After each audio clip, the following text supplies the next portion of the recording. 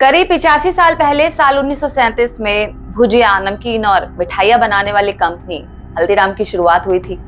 लेकिन लंबे वक्त तक इस सेक्टर में अपना दबदबा कायम रखने वाली ये जो कंपनी है ये अब बिकने जा रही है और टाटा ग्रुप इसमें 51% हिस्सा खरीद सकती है, ऐसी खबरें आ रही हैं। हालांकि टाटा ने इससे इनकार कर दिया है। टाटा की ओर से साफ साफ कहा गया है कि ऐसा उनका कोई इरादा नहीं है, लेकिन बाजार में ये जो खबर है ये आग की तरह फैल गई है। तो इसलिए आज की इस वीडियो में मैं आपको हल्दीराम की कहानी सुनाती हूँ कि कैसे एक शख्स ने करोड़ों रुपए की कंपनी खड़ी कर ली और वो भी नमकीन और मिठाई को बेचकर।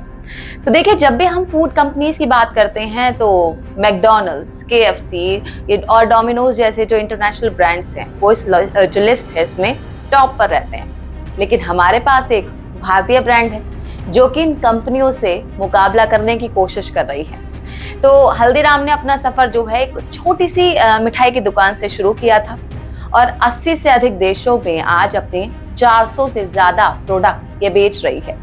तो इस वीडियो में आज हम जानेंगे कि आखिर हल्दीराम की सफलता के पीछे आखिर कहानी क्या है। तो इस कहानी की शुरुआत यानी कि जो हल्दीराम की शुरुआत है वो होती है साल 1937 से। 1937 में गंगा भीषण अग्रवाल ने बीकानेर में इसकी शुरुआत की। हालांकि 13 साल से मतलब 1919 से ही ये जो अपनी दुकान है वो बीकानेर में चला रहे थे, लेकिन 1937 में हल्दीराम से इन्होंने शुरुआत की। गंगा भीषण अग्रवाल एक मारवाड़ी परिवार से हैं और सब लोग उन्हें हल्दीराम कहकर बुलाने लग गए। बीकानेर में उस समय जो भुजिया की बिक्री थी वो बहुत जोरों पर थी और हर दुकानदार के पास भुजिया की क्वालिटी और जो टेस्ट था वो एक जैसा था। इसलिए उससे क्या हुआ कि जो बाजार है उसमें जो कंपटीशन है वो पैसों को लेकर था। अब इसके बाद 1960 का दौर आया। गंगा अग्रवाल के बेटे कृष्ण अग्रवाल भी अपने पिता की दुकान पर जाकर छोटे मोटे काम करने लगे, लेकिन उनके बेटे कृष्ण अग्रवाल जो है उनको ये कारोबार को बड़ा करने का इरादा था और इसी इरादे को लेकर वो वहां आए थे। हमेशा भुजिया बनाने के वो नए नए तरीके सीखने की कोशिश करने लगे और जो उनका बिजनेस है वो बढ़ने लगा। लेकिन वो अपने परिवार में इकलौते ऐसे इंसान थे जो कि अपने कारोबार से खुश नहीं थे और ना ही उनके भुजिया के स्वाद से, क्योंकि वो कुछ स्पेशल भुजिया बनाना चाहते थे जो कि बाजार में अनोखी होनी चाहिए। अब इसीलिए उन्होंने धीरे धीरे अपनी पत्नी के साथ मिलकर उन्होंने भुजिया पर एक्सपेरिमेंट करने की शुरुआत कर दी। अब वो अलग अलग चीजों को मिलाकर प्रोडक्ट बनाने लगे जो कि बाजार में उस टाइम पे अवेलेबल नहीं थे। उन्होंने अपने जो पिता हैं उनकी रेसिपी में 4 बड़े बदलाव किए और यहीं से उनकी किस्मत बदलने की शुरुआत हुई। हल्दीराम की पत्नी उनका साथ देने लग गई। सबसे पहले उन्होंने बेसन की जगह ऊंट की फलियों से भुजिया बनाना शुरू कर दिया। इसका नतीजा ये हुआ कि इससे ना सिर्फ जो भुजिया है उसका स्वाद बदल गया बल्कि ये और ज्यादा क्रिस्पी हो गया। दूसरा बदलाव उन्होंने ये किया कि उस वक्त हर दुकानदार इसे शहर में 2 पैसे प्रति किलो की दर से बेच रहा था। अब हल्दीराम ने अपनी भुजिया की कीमत जो है वो 5 पैसे प्रति किलो कर दी। अपनी भुजिया को ब्रांड की तरह वो पेश करने लगे और वो भी विज्ञापन के साथ।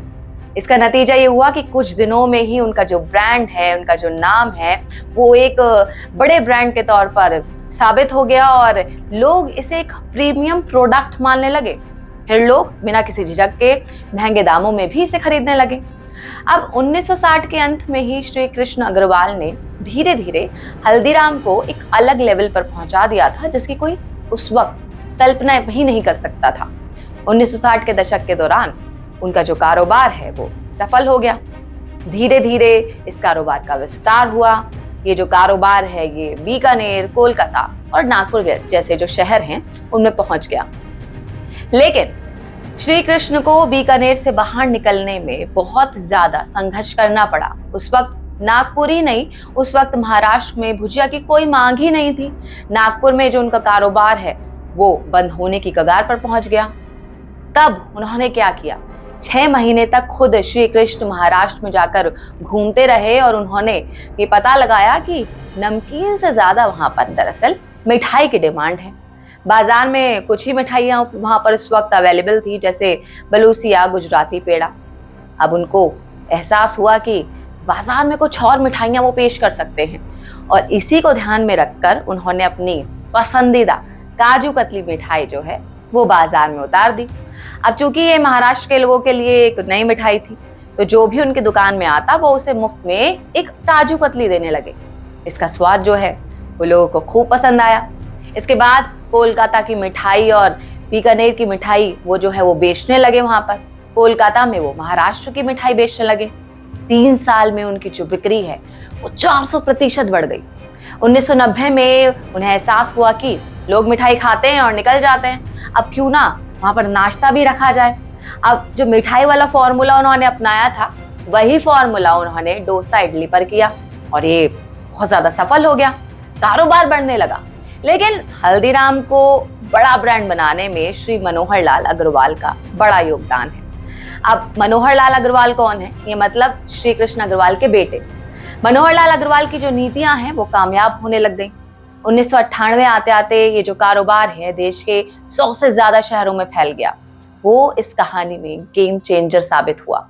अपने ब्रांड को और ज्यादा पॉपुलर बनाने के लिए हल्दीराम की अच्छी खासी ब्रांडिंग की गई, महंगी पैकेजिंग का इस्तेमाल करना शुरू कर दिया गया और लोग हल्दीराम पर ज्यादा भरोसा करने लगे और उनका जो कारोबार है वो पूरे देश भर में फैल गया। और अगर मैं आज की बात करूं तो आज हल्दीराम की जो कंपनी है उसकी वैल्यू $3 अरब के पार पहुंच गई है। 412 प्रोडक्ट है और गूगल के मुताबिक 2000 से ज्यादा देश भर में उनके आउटलेट्स हैं और ये बिजनेस जो है ये 80 से भी ज्यादा देशों में फैला हुआ है। अग्रवालों की 3 पीढ़ियों ने मिलकर कड़ी मेहनत करके अपने छोटे से कारोबार को एक बड़े व्यापारिक साम्राज्य में आज बदल दिया है।